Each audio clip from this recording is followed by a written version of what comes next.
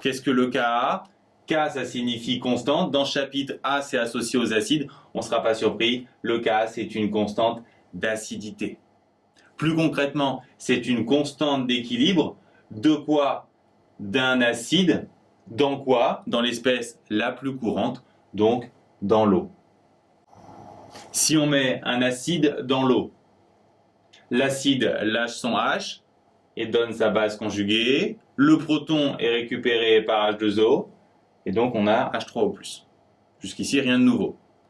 Ensuite, si on écrit la constante d'équilibre de cette réaction, c'est-à-dire le Ka, on aura en haut les concentrations des produits et en bas celles des réactifs. On fait bien attention de ne pas mettre le solvant et on a ainsi obtenu la constante d'acidité. Vous l'aurez compris, il n'est pas nécessaire d'apprendre par cœur cette formule. Il suffit d'écrire la réaction d'un acide dans l'eau, puis sa constante d'équilibre. Pour le reste, vous devez seulement connaître les relations entre K et pK.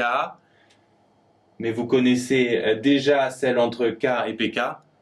Et les nouvelles formules ne sont que des cas particuliers, les anciennes. Donc K, c'est 10 moins pK et pK, c'est moins log de K. En fait, si vous observez ces formules, vous devez voir qu'elles suivent toutes les mêmes principes.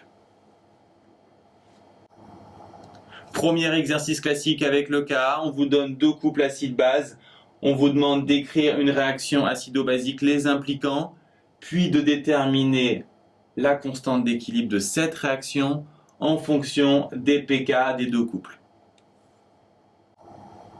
On va y aller progressivement. La réaction entre AH et B, l'acide lâche son H, donc on aura A- plus BH+. Sa constante d'équilibre, en haut, concentration des produits, en bas, concentration des réactifs.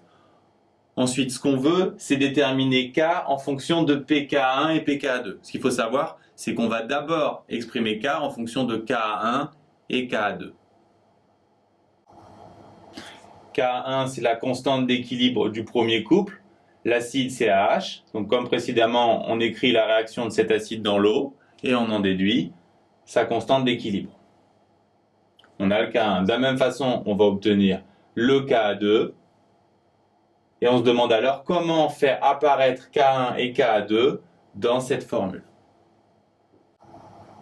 Ce qu'il faut voir ici, c'est qu'on a presque le Ka1. Il manque juste le H3O+. Donc on va tout simplement le rajouter ici en multipliant par H3O+. Et puisqu'on multiplie par H3O+, on va aussi diviser par H3O+.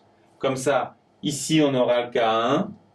Et si on observe ce qu'on a ici, on doit s'apercevoir qu'on a tout simplement l'inverse du Ka2. Donc, K va être égal à K1 sur K2. Ici, il faut connaître les relations entre K et pK. K, c'est 10 moins pK. Et on va simplifier les puissances. On va se retrouver ici, puisqu'on divise, on va avoir moins, donc ça va nous faire plus pK2. Puis ensuite, on fait bien sûr l'application numérique.